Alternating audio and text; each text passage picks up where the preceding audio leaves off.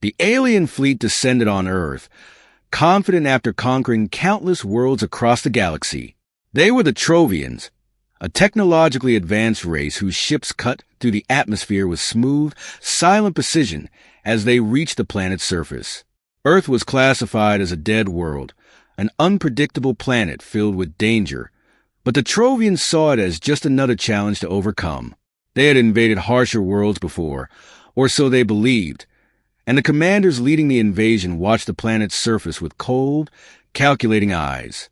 They chose America as their point of entry, considering its vast and diverse landscape suitable for their activities. There was a sense of pride when the first wave of drop pods landed in remote forest areas. Despite its reputation, Earth would soon fall like all the others, or so they thought. As the Trovians disembarked from their ships, the first signs of trouble appeared almost immediately. The dense humidity clung to their suits, causing their sensors to malfunction and their respiratory systems to struggle. The air was thick with moisture, a far cry from the controlled environments they were used to. Within minutes, the pristine forest they had landed in transformed from an idyllic backdrop into a stifling maze of tangled undergrowth. Lieutenant Zoran checked in with growing concern. "Commander, the atmosphere is affecting our equipment, and the humidity is higher than expected. The plant life is aggressive." The commander, trying to maintain composure, replied, "We are Trovians. A few plants and some humidity won't deter us." But as they ventured deeper into the forest, it became clear that this was no ordinary landscape. The trees were massive, their roots twisting and rising like serpents from the ground. Thorny plants created dangerous obstacles, and a sticky sap emitted from them clogged their machinery. Every step was accompanied by the uneasy feeling of being watched. The first casualty happened without warning. A soldier scouting ahead became entangled in a large snake and was dragged into the bush before the team could react. They tried to follow, but the vegetation was too dense. His vital signs flickered before disappearing from the monitor. There was no time to mourn. The commander, feeling a rare pang of fear, gritted his teeth, not wanting to show any signs of weakness. "The world is only testing us," he reassured, but as they continued, they encountered a series of natural traps. Hidden pits that swallowed entire squads, poisonous creatures that attacked from the shadows, and relentless rain that weighed them down.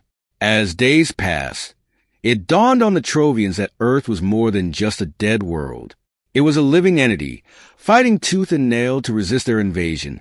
In this remote corner of America, the land seemed to actively oppose them, defying their every attempt to conquer it. Perhaps this invasion would not be as straightforward as they had expected. As darkness closed in, the commander, usually so sure of victory, felt a rare pang of doubt.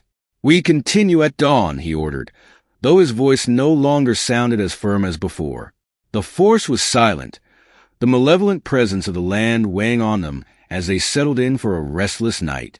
It became clear that the real battle had just begun. The undergrowth, already dense, now threatened to overtake their path entirely. Commander Renner urged his troops forward, but the once confident man was now overcome with discomfort. They were now fighting to defend not only against the planet, but also their own growing fears. When they finally emerged from the oppressive forest, they faced a new obstacle. Before them stood a vast desert, a stark contrast to the forest, but just as hostile. The sun shone mercilessly on the soldiers, magnified by the atmosphere. The protective suits, designed for different environments, struggled to regulate their body temperature. Fine sand seeped into every crevice, grinding their advanced machinery to a halt. What was meant to be a quick traverse across the desert turned into a grueling test as the heat drained their energy and morale. "Our progress is too slow," Lieutenant Zoran reported, his voice crackling over the communication system. "The troops are exhausted, our equipment is failing, and the heat is unbearable." The commander snapped back. "We can't stop. We must reach the other side before nightfall." But the desert, like the forest before it, had its own ways of resisting invaders. Soon, the Trovians found themselves caught in a sandstorm that erupted without warning. The wind roared like a living thing, hurling sharp grains of sand into their goggles and reducing visibility to mere inches. Each step became a battle against the elements, their once precise formation now a chaotic line of stragglers. "The desert is alive," Zoran whispered, his voice barely audible over the storm. "It's as if it knows we're here and wants to drive us away." The commander clenched his fists, refusing to indulge in such superstition, but he couldn't deny the evidence before him. The desert was not just barren land. It was an unforgiving opponent. After hours of struggle, the Trovians finally reached the desert's edge as the sun dipped below the horizon, but the victory was hollow. They had lost nearly half their force, sandblasted or felled by the brutal heat. Those who survived, their once pristine armor now encrusted with sand, faced their next challenge, a series of jagged mountains, their peaks shrouded in mist. The sight of the mountains deepened the soldiers' despair. These peaks, with their steep cliffs and hidden dangers, promised to be as unforgiving as the desert. Commander Renner looked up at the looming heights, and for the first time, his resolve wavered. This was not the quick conquest he had envisioned. America, with its unpredictable and changing landscape, was proving to be an adversary unlike any they had faced before. "We rest here tonight," he announced, though the decision felt more like a concession than a command. They would conquer these mountains, but as the weary soldiers made camp, the looming peaks seemed to mock their efforts. The Trovians had survived the forests and the desert, but the mountains silently warned them that the worst was yet to come. And behind Renner's confident facade, the seeds of doubt began to grow. Would they see the end of this hostile land? At dawn, as the first light broke over the jagged mountains, Commander Renner gathered his remaining troops.